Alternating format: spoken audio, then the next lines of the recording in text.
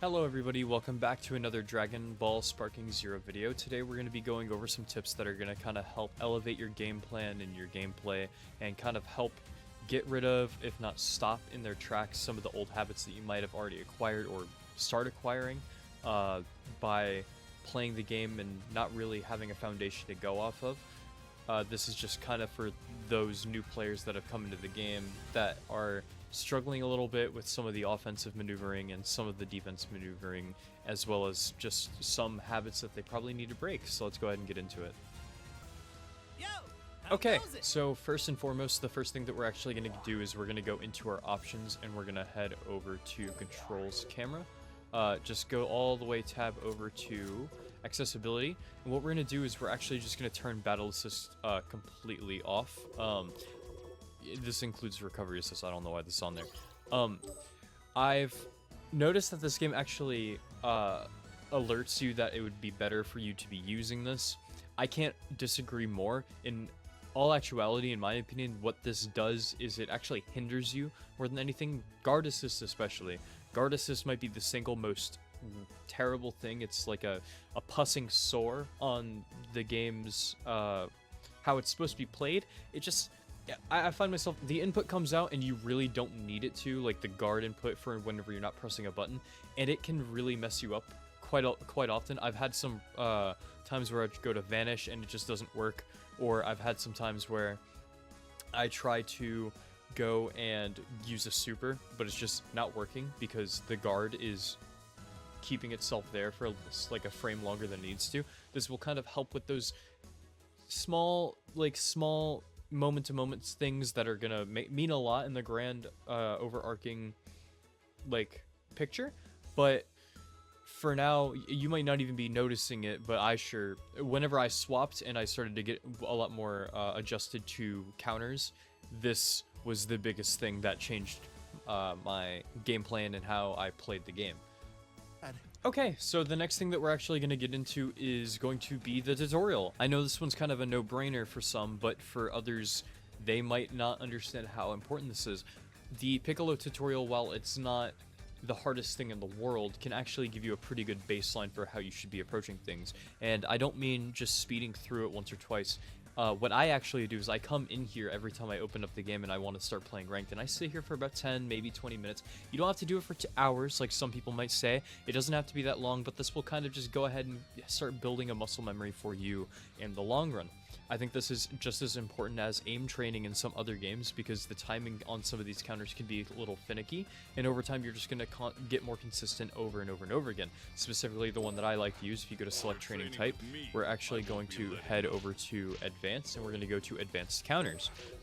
This, in my opinion, counters are one of the more important things in the game, and then this is an incredibly good way for you to go ahead and get an introductory before you start doing it on your own in the training lab with some of the other characters. Now, I personally start with perception and work my way down, so as you can see, it's going to tell you what to do, and it's going to give you an example. Hold and wait to counter. Boom, I'm pressing circle.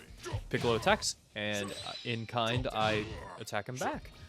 This is a really good way for you to go ahead and build up a basis for how you're going to do things. Like, as you see, if we go to return to training select, we go to super perception. It's going to let us know, hold to activate super perception and counter your opponent's attacks. We're going to go ahead and hold it. He's going to do that, and it's going to teach you what these things are going to look like for super perception, which can be really helpful because some people might not know exactly what they need to be looking for this kind of thing. We'll go ahead and we'll go show another one, so let's go ahead and do super counter, and we'll do a Z counter one. So press the instant and attack lens to perform super counter, and this one's going to make me do forward and my square button. If you're on Xbox, this might be a little different, so see how he's beating my cheeks in right there? Well, we go ahead and press it on the moment that we get the impact. We're going to go ahead and we're going to counter it and send him flying backwards. So one more thing that we can go over is actually going to be the Z counter, and this one is going to be just as simple as pressing the guard button before the attack lands. So if you look, I did not mess that up, you messed that up. So if we go ahead and take a look, just like that, we're going to Z vanish it right whenever he goes to hit us. And this will actually work if we let him go ahead and hit us. I'm going to fly backward. If we let him go ahead and hit us, while we're in the air as well, and this is a really good way to go ahead and get those timings. So let's go ahead and get into the next tip.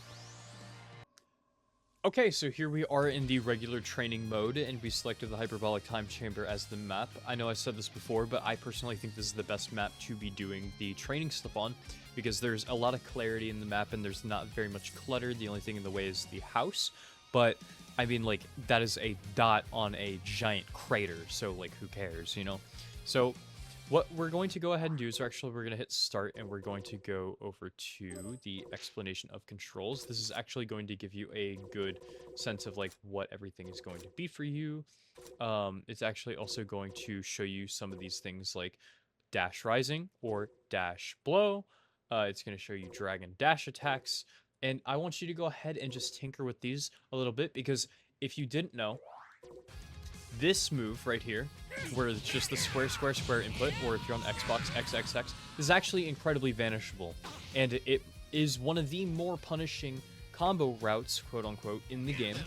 And this attack, specifically, if we go ahead and we're going to see the vanish part of it, that attack right there, where we teleport behind them, that is actually incredibly punishable, and it's going to put you in a bad situation. If a good player looks at it, they're going to counter you. Well, yes, sometimes it's okay to do, but doing it all the time makes you incredibly linear and predictable. So what we want to do, rather, is, we want to go to explanation of controls. We want to go over to attacks from long-range movement. This is a pretty good one. So what this will do is it's going to teach us that holding other directions are going to give us other inputs, and that is incredibly good, because if you look right here, while we're, instead of pressing square, square, square, we're going to hold square, square, and we're going to hold up, and then we're going to press the triangle button, or the Y button if you're on Xbox, and it's going to send them flying. Now, you might be wondering, okay, well, why is this any better, or why is this a little bit safer? Well, the good answer for that is, you can also follow that up. So if you go ahead and do this, where you just press square, triangle, and you can extend this a little bit, you can actually just press the X button if you're on PlayStation, and the A button if you're on Xbox, and you'll actually chase them upward as if you're in the other one. And why is this nice? Well, you still get the down smash, which is huge, because this can enter some combo routes, this can enter some pressure, this could enter some hard knockdown setups where you have a little bit of time to charge. Maybe you can go ahead and reapply pressure right after, but we also are able to extend this. So something great about this is if you just keep tapping, it'll keep going, and you can get the hard knockdown. And this is great for beginners, because this is going to allow you to do is it's going to practice good habits rather than vanishing behind the enemy over and over and over again until they vanish you back, and then you're going to take free hits. This is going to allow you to apply pressure in a more safe manner, because what you can also do is, if you take a look right here, we're going to go ahead to training settings, opponent settings, and we're going to make them guard. So this is something that we really want to look at. So if you look, he's blocking this. Now we can do the teleport behind. No, we can't actually. He's guarding. But what's so great about this is if you do the up smash, it guard breaks if they're not blocking up. And for those of you that don't understand this, blocking up is as simple as holding the guard button, looking down for down guard, or looking up, because we can also do is a down sweep, which will do essentially a similar action. But what's great about this is we can actually ignore Trunks going into rest in peace. We're going to do this. You can actually combo those into each other, which is going to be rather nice for you. And these things also are great because, well, if they block, well, you can go into a Ki Blast. Maybe you want to just stagger into into a Dragon Blow. You can just extend it a little bit, go for a Ki Blast, and then go down. There's a lot of variety to go through here. The next tip that I really want to go into right now is that in Dragon Ball Tenkaichi for the PS2, spamming supers was something that you could kind of get away with a lot more. And what do I mean by spamming supers? I'm not talking about the unblockable ultimates that might be in the game. I'm specifically talking about like this. I see a lot of people using this, or maybe a beam super attack, like a sparking attack from long range, and then immediately after I see that, this is the immediate first thing that I see a lot of people do. They just go behind, and this is really bad because, for obvious reasons, you leave yourself wide open. I think it's incredibly important that people force themselves to go and use these neutral ki blasts from close range, play around with this a little bit more, and focus on building up a pressure game rather than just backing off and using Kamehamehas for the entire match. This is going to get your way up to C rank, but after C rank, this isn't going to be something that you can do anymore. People are already getting better at the game. People are already finding new things. People are already figuring out ways to beat the cheap stuff. So whenever you're using the really linear stuff that's already kind of bad in and of itself, you're just going to ask to get, well, for lack of a better term, your ass clapped. It's just going to happen. There's nothing that you can do about it. Unless you force yourself to get better at your neutral game, is what we're going to call it. Which is going to involve these things. Just getting yourself a baseline for how you need to play, whether that be putting some grabs in there, getting some guard breaks in there, charging up some attacks. You know, these things are rather important, and they are going to take you very far. Just doing these things, not even with the counter system in place, you could probably climb yourself to the lower part of B rank if you put in enough games. The counter system with the Piccolo training, and I have another video on the counter system of this game. Those two things are for more of an advanced playstyle stuff you're going to have to actually put into the lab. These things, while they're not advanced combos or anything, they're going to teach you an ideal route of pressure that you might want to use in order to get yourself into the next parts of the game, rather than just, well, charging up to 3 bars and spamming Kamehamehas from full screen, where you're just going to get somebody to fly in behind you and fuck you up. Sorry. Like, there's no other way to put it. I see a lot of people doing this, and it's kind of a whole lot. People throw their ranked games off of throwing these random attacks out all the time. And I think it's really important for people to understand there is an actual game here besides doing that kind of thing. We're not 10 anymore. We're not just throwing stuff at our older brother on the television.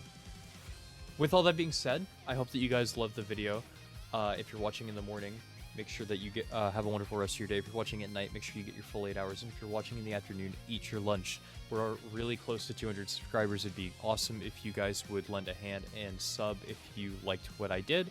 I have some more Dragon Ball Sparking content going up, and I upload daily for the most part. I love you guys so much. Stay safe, and praise be to all the people that were in Hurricane Milton, especially the people in the Tampa area. I love you so much. Be safe. Thank you so much again. Have a good night. Goodbye.